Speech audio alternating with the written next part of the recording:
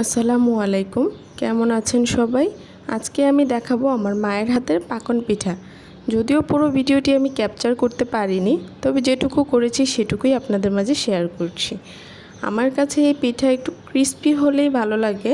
আপনাদের এলাকায় কে কী নামে এই পিঠাকে চিনেন এবং খেতে কার কাছে কেমন লাগে অবশ্যই কমেন্ট করে জানাবেন। ধন্যবাদ ভিডিওটি দেখার জন্য।